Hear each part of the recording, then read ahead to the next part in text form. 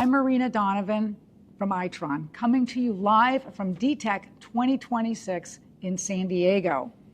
The event kicked off this morning and the energy is super high. And I want to welcome all of our viewers for joining us on Itron's LinkedIn. I am joined by PG&E's Chief Grid Architect, Chris Moris. Chris, thank you so much for being here. Absolutely. Yeah, excited to see you again. And this morning, PG&E and Itron announced a strategic collaboration. And it's all about transitioning the energy landscape. What does this next phase represent for PG&E in terms of customer experience, affordability, as well as grid modernization? Yeah, thank you for the introduction. I think it's no secret that we're in a massive energy transition. Power used to come from centralized power plants. Now customers are getting electric vehicles, smart thermostats, bidirectional power, and all of that represents new changes and challenges for the grid. And our systems and how they meet our customers need to be modernized to unleash the full potential of electric vehicles, decarbonization, et cetera. And so what I'm really excited for out of this is the ability now through this partnership for our grid to get smarter, to get more pushed to the edge, and to be able to show up where customers are at the edge, at their home. And from a customer experience perspective, you could imagine new types of capability enabled through these smart meters, such as data streaming. So being able to see for the first time in near real time, what am I spending my money on? What devices are consuming power? What can I do to save? On the reliability side, for us to be able to pinpoint, hey, there could be an overloaded conductor. There could be some interference with some kind of issue with splices, and then being able to remediate that and send out a crew to take care of that much quicker. And then on the affordability side, being able to connect all of this stuff, right? We have an older grid. Mm-hmm. It's been there. It's a big asset. Well. Yes. It served us well. Mm-hmm. And now we're asking it to do a lot more, right? When you get an electric vehicle, you're double or tripling the amount of electricity that is consumed on the home or the load on the home. How can we manage that electric vehicle with the grid we have, using this edge computing and using these smart meters? So overall, this type of system is really a next step forward in bringing the grid to a level of modernity to serve the customers in a way that's affordable, safe, and unlocks this future that we all have been hoping for. Yeah, that's terrific. So a key part of the collaboration, and you touched on a little bit, is about that data and getting the value of that data, working with Itron. And so you touched on it, but a little bit more about how you unpack and get that grid visibility and enable that faster, safer, and more reliable, cost-effective situation. I think a key part of this is not only the data, but also where is the data being collected. So if you kind of go back in time, electric grid came out, you have these power plants, super centralized outside of the city, and of course you have people managing those power plants. And over time, there's been more and more intelligence pushed towards the edge. You have the transmission system, now distribution system, managing substations. And we're at the point now where there may be decisions that need to be made really on the local neighborhood level.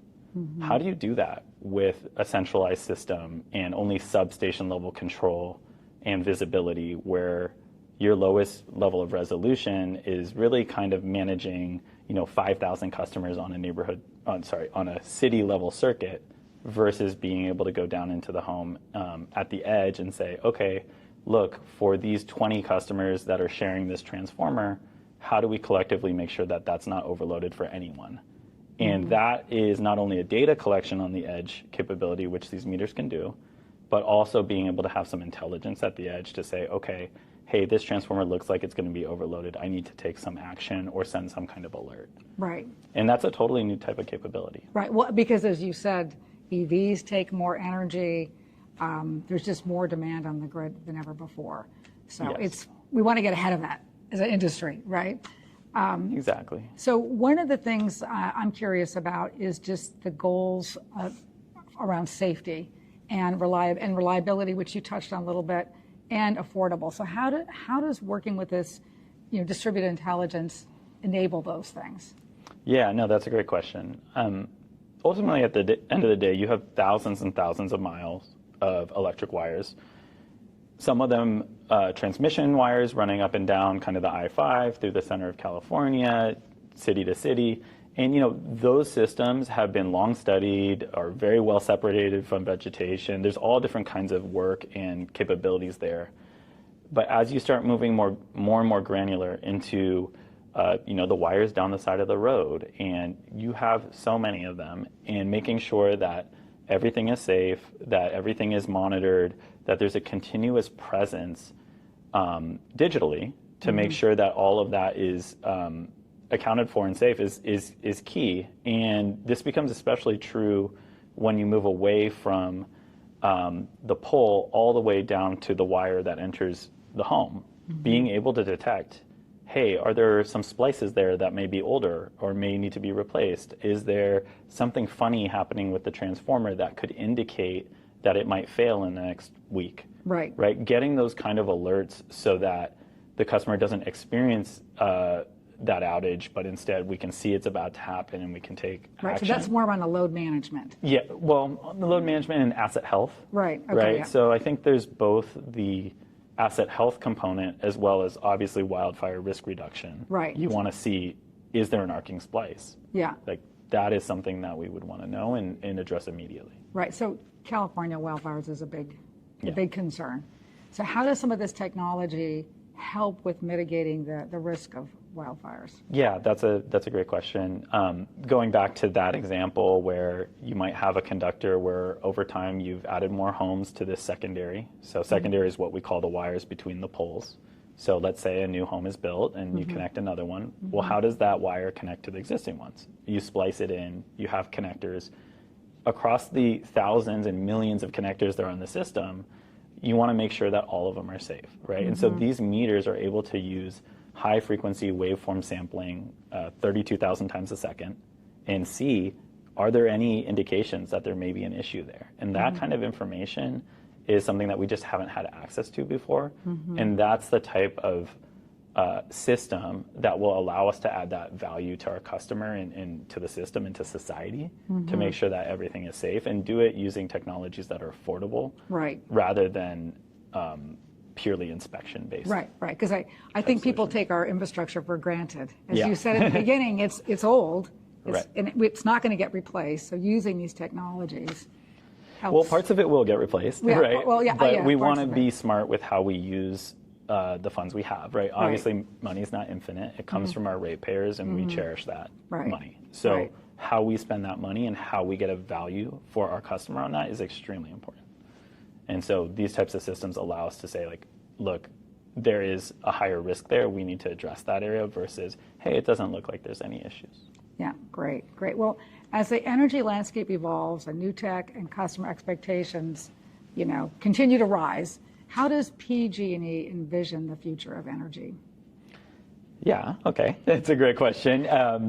I think one interesting thing that has been sitting out there, and I think everyone kind of knows, is like we start to see this new energy, right? There's bidirectional power from vehicle to grid. There's home batteries. There's solar. And, some of it's here, but is that commonplace? Does everyone have access to that? Not really yet. So, like, there's this utility 2.0 energy future that's out there that we've heard of, but it's a little bit illusory. We want to bring that capability to every home, to every site, with this type of data access, reliability, having that computational capability when a customer wants to add an electric vehicle or wants to have a heat pump, to make sure that we can actually bring that load onto the system and say, yes, we're ready to serve, and there's not going to be a $10,000 bill. There's not going to be a $20,000 replacement. Instead, what we're going to do is we'll just connect the electric vehicle to the smart meter, and they will figure it out together. So turning that, yeah, we can connect you, but it's going to be all this money and all this time, to, yes, we're ready to go. And making it really simple for our customers and allowing them to get the benefits of that electric future that we've all heard of. Fantastic. Well, thank you for joining me today and for the discussion. And thanks to all of you who listen to our broadcast. We appreciate you tuning in, and we look forward to seeing you tomorrow, where we'll be talking with Microsoft Global Energy Executive, Bilal Khurshid.